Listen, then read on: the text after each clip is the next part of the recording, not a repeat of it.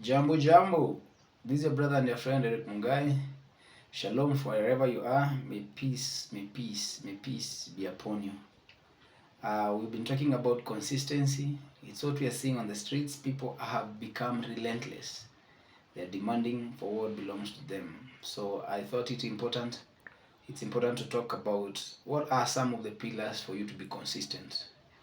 We said that consistency is having a rhythm. It's about having a rhythm, a persistent rhythm.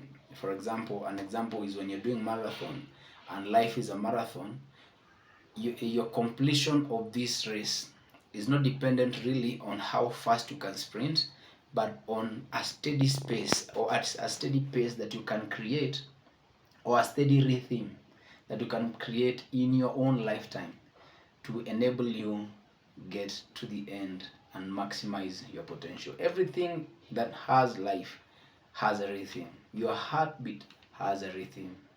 Now you understand the reason as to why everything has to get a rhythm. Your walking type or your walking pace has a rhythm. All right. Even your mental faculties, they have a rhythm they follow. All right. So it's important for you to have a rhythm that builds consistency. But when you're talking about consistency, you have to understand if the rhythm is not in line or is not in sync with who you really desire to be, then you need to do some changes. You get the point?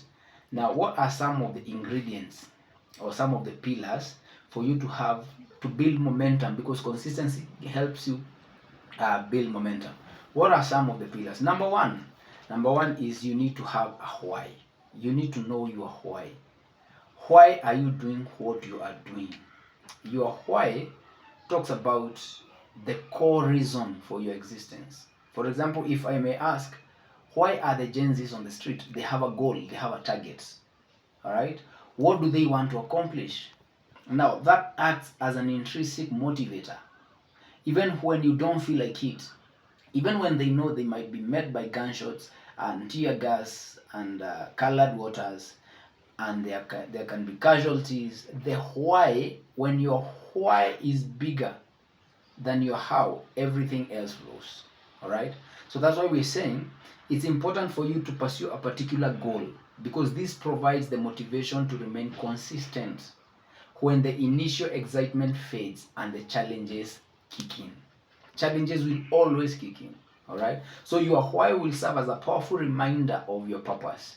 It will anchor you, giving you the strength to keep going even when the journey gets really tough. Because I have to tell you, for you to get at the top, it's a tough journey. All right. If it was easy, everybody could do it. Let's just be honest and realistic. It is tough for you to get to your epitome, for you to be the best version of yourself. And you have to understand again, if for example you desire to be a doctor or an athlete or a gym instructor or a teacher or a minister of the gospel, you are not alone in that field of work. There are millions of others who are desiring to do what you're desiring. So you have to get an edge by really creating a rhythm and being persistent and deliberately consistent on what you are doing. You get the point? So you have to have a clear why. Why exactly do I want this? All right? You have to take your mind further, like 2, 3, 4 years, and think, for example, if I really want to be this, will it give me satisfaction? Will I have fulfillment? Is this the legacy I want to leave behind? All right? So that's number one. Number two, you have to build positive habits. We're going to talk extensively about habits, but for now, it's important for you to build consistent positive habits. It is said that people don't choose their destinies, they choose their habits, and their habits choose their destinies. You see, those simple things you do on a daily basis dictate how far you can go. When we are talking about an athlete, they have to be in the habit of waking up early, exercising, watching their nutrition, watching even their sex life. All right, you have to develop some habits that act as navigators. All right, that stick you close to your core values. So developing a disciplined approach to your goals demand that persistent effort becomes a natural part of your daily life. And for persistent effort to become a part of your daily life, you have to have some habits, positive habits that act as guidelines to your daily life. All right, so you have to build momentum, creating positive habits, and lay the groundwork for enduring success, because consistency is about establishing that rhythm, a cadence that keeps you moving steadily towards a simple goal. You get the point? Now, what is number 3? You have to be patient and persistent. I cannot overemphasize that. Patience and perseverance are very vital. Patience and perseverance. Why? Because there's no instant success. There's no instant success. It's a process.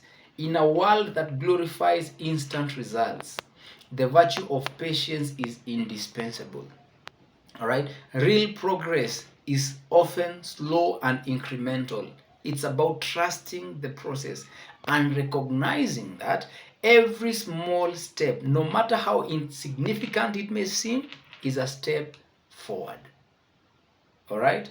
For example, when did people start crying for the government to stop the finance bill?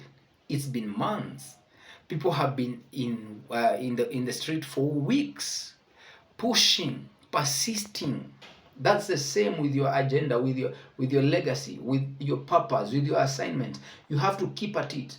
You have to spend very many hours polishing your craft. You have to be at it. You have to be disciplined. When nobody is there to pat your back and tell you, so and so, you are doing wonderful. Because you see, when you're talking about the purpose, when you're talking about your assignment purpose, it has 3 stages. It has the discovery stage, where you get the aha moment. All right, I know this is what I'm supposed to do.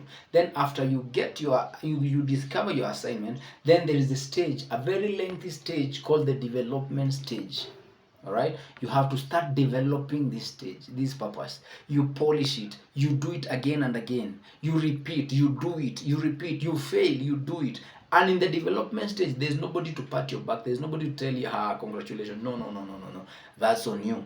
And then we have the deployment stage. Like now I'm speaking to you because this is something I have meditated upon. These are things that I have agitated upon. These are things that I have applied in my life and I have seen them work. That's why it's easy for me to flow them out of my heart. Now the deployment stage is what people see. Don't jump from discovery to deployment. There's that process that you need to develop. Praise the living God. You've got to develop whatever craft, whether it is a skill, even if you want to become a mason, you want to become a plumber, an electrician, you have to develop that skill and get an edge in the marketplace. You get the point? Now you have to be very patient and perseverance. The second last is resilience. You have to be resilient. Expect setbacks and failures along the way. Breaking news. There will be failures along the way. There will be setbacks along the way. There will be circumstances that don't align to what you desire. There will be people, human beings, who will just come against you. Expect them. But you've got to be resilient. Consistency is not about perfection. It's about persistence. All right? So no matter how you feel, show up. No matter if as an author, no matter how I feel, I see to it that I write even some few pages or paragraph every single day. I read a book every now and then. All right? I study my Bible. I pray often. All right? Even when I don't feel like it, even when I'm not seeing the results. Resilience.